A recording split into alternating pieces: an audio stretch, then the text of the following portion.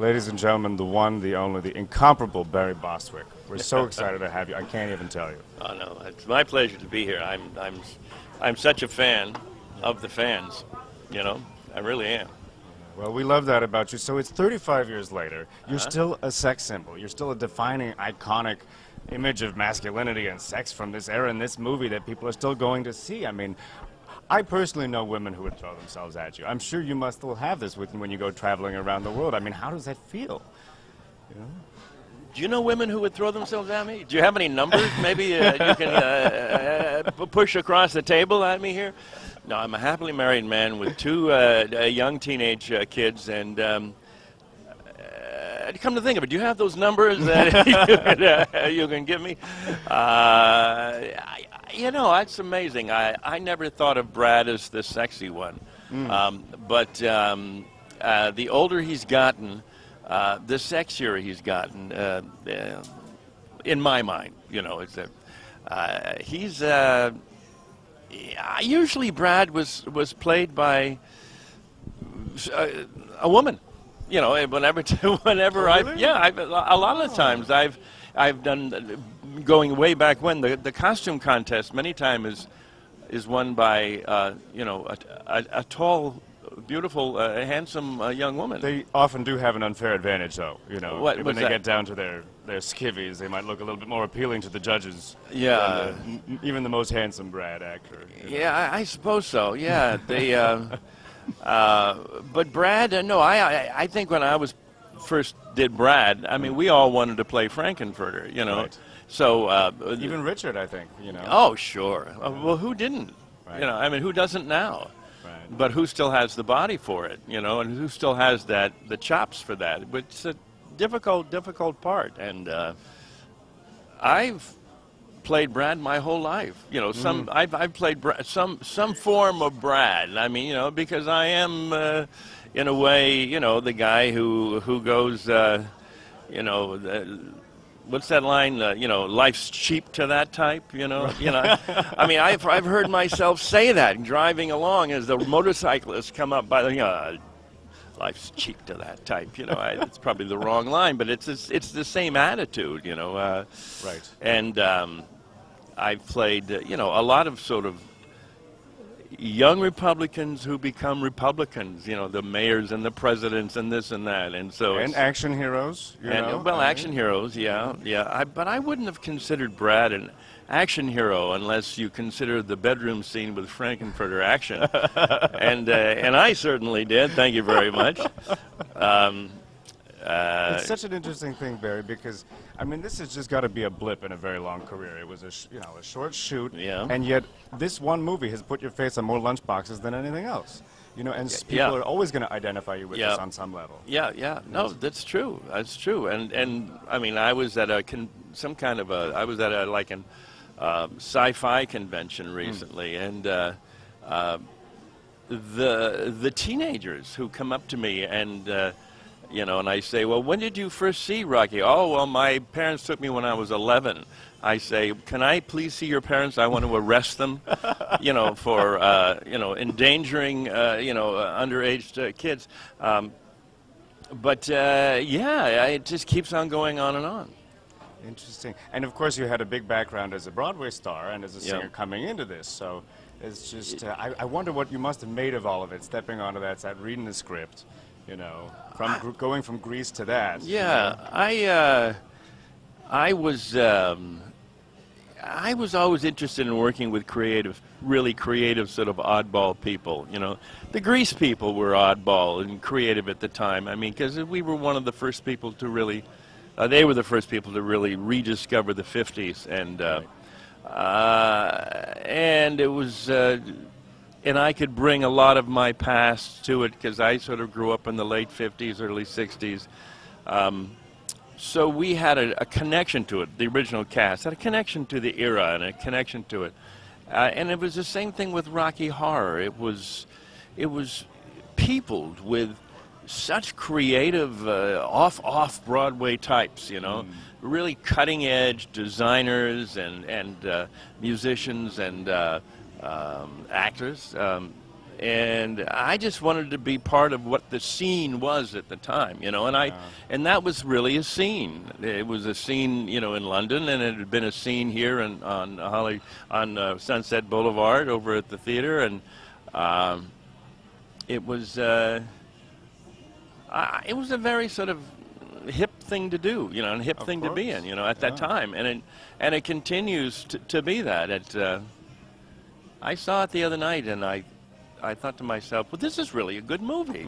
You know, besides all the stuff that goes on around it, I thought, well, this movie is very special. It's got pace and color and interesting characters and good music, and I can understand on many levels why it was discovered, and I can't understand why it was such a flop when it first went out, you know? That sort of floors me, but I didn't see it around then. I never saw it till years later. It's amazing to me that you were never associated with the stage production of it, because it just seems like such a logical choice. I mean, now I would love to see you as the narrator or the criminologist come in as a cameo, but so that just wasn't in the question. Did they approach you about making Shock Treatment as well? Did they come back to you about that? No, and I said to John Goldstone, the producer, we were on a plane together last week coming back from going to London, and I hadn't seen him in 35 years, and I finally, after about, well, how long is the flight? 10 hours, and he's sitting next to me, you know, I thought, I'm really going to grill this bastard, you know, with things that I have never asked anybody, you know. So about 8 hours into the flight, I finally say, how come you never offered me the part? You know, and he says, oh, we didn't? And I went, no, I don't believe so. And he goes, I thought we had. And I said, no. But it happened at a time in my life in which I think I had a manager who was turning a lot of things down for me and not telling me. Apparently, I auditioned for Evita in New York on Broadway. Right. They offered me the part of Shay, and apparently I turned it down. Now, well, that's news to you. That was news to me when Hal Prince came up and said, well, why did you turn down the part, you know? And I said, I don't remember that. That could be my Alzheimer's, or it could just be I was being overly protected by, you know, my handlers. I had no idea. Yeah, and so it... So John said, no, I'm sure we offered you the part. And maybe I was offered the part. And then they gave it to Cliff, and now I have to see the movie. It's only been, what, 30 years? Gosh, that's fantastic. Well, no, is it because the story always was that Susan wanted a lot of money and you weren't available? That's what everybody just expected. Oh, well, probably what happened was that Susan wanted a lot of money, and they felt that if they were going to have, you couldn't have one without the other. And if she didn't want to do it, or couldn't do it, or wouldn't do it, why would they get me? You know, they'd have to recast the whole thing. That was my take on it at the time. Was that you know, she'd moved on. Well, this is really exciting. I mean, you know, I know you live here locally and you still travel the world for work, and you've got a busy television and film shooting schedule. But this is, you know, coming back to LA 35 years later. There's going to be people coming from all over the world. Yeah, a lot of them will be coming. I mean, we're going to see a big bump in attendance because of you. So it's going to be a whole new generation. Some of these kids weren't even born when the last time you did this. Yep, that's true. In front of the audience. No, I'm looking forward to it. I've done a couple of sort of charity where I've sort of hosted a charity evening. One of them at Delray Film Festival in Florida a couple of years ago, and one of them for a couple of local charities when I used to live upstate New York. And and Dragon Con. I don't know if you know what that is. Oh, of course, in Atlanta, right? Yeah, I did that 2 years ago, and I went down there, and they wanted me to come down and MC an evening of the show, and I thought, oh, you know, a couple hundred people show up, something, it'll be fun. But 4,000 people showed up. That's amazing. And the only thing that upset me was that they said, well, they're going to have the screen, you know, they'll do the screening at midnight and have the shadow cast and everything. And I went over to the theater, and it didn't start till 3 in the morning. And I thought to myself, you know what? I'm just too old for this. You know, midnight is bad enough, but 3 in the morning, and they were alive and they were ready to go, and they were partying, and I got into the spirit of it. Yeah. Well, that's one of the biggest conventions in the world, and you know, it's growing. It's there isn't as much activity as there was in 1990. That was really the peak. Yeah. But it's growing. There's a new cast in Berlin. So we've got a German language audience now. Really? They're doing the movie with subtitles, and they're doing callbacks in English and German. They do the same thing in Paris. Wow. They used to do it in Italy. So it's just like, you've got people of every stripe and color and creed and nationality you can imagine dressing up like you. Yeah. How long do you think, I mean, how many people will show up for this convention, do you think? We're expecting about 400 for the convention itself, but for the big screening where you're going to host at the beginning, and we're hoping for about 1,400. I mean, we really want to sell this venue. This is great. Or maybe around 1,000. The venue is not yet announced, or maybe it is, but it's spectacular, and it's really special. And I mean, this is going to be one of these marquee things. There hasn't really been a big event here in LA since '05 when we did it at the Hollywood Bowl. And what was that one at the Hollywood Bowl? Yeah, it was for the 30th anniversary. It was the only time they ever did it there. Really? It was just spectacular. 13,000 people, I guess. 13,000 people? Yeah, and you should have been getting royalties from that, you know. Oh my God!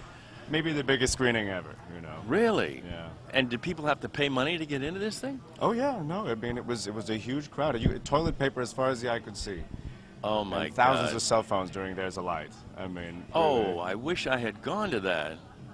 Yeah. Wow. But this is, I mean, this is really special. So, we have a few quotes we wanted to get from you. If you would indulge us here, just have a look. We also have a special pair of glasses. Oh, I've heard stories, and I wasn't there, of you coming out at the last convention that you were at and rocking the tortoise shell. oh yeah. Oh yeah. Oh, that's cool. Look at that. But I still look the same, don't I? What if everything you ever wanted came in? Does that say RockyCon? Yeah, because of the Rocky Convention. Sure, that's what sure. we're calling it. RockyCon. Oh, okay. I'm going to take your reading. Ready? RockyCon. Okay. This is what we've got. Oh my God. Solid gold, man. What if everything you ever wanted came in a RockyCon? Now let me do that one, right? Yeah. What if everything you ever wanted came in a RockyCon? Ready? What if everything you ever wanted came in a RockyCon? Come up to the lab. See what's on the slab. Come up to the lab and see what's on the slab. Come up to the lab and see what's on the slab. See, that's why I've never played Frankenfurter. Ready? Come up to the lab and see what's on the slab. That just sucks, doesn't it? Okay, ready? Ready? Hold on. I'm going to lean on this. Come up to the lab and see what's on the slab. It still sucks, doesn't it? Does it anticipation? Antissa? Patient. Okay. Come up to. I see you shiver. I see you shiver with anticipation. I see you shiver. Okay. Come up to the lab and see what's on the slab. I see you shiver with anticipation. It's still not right, is it?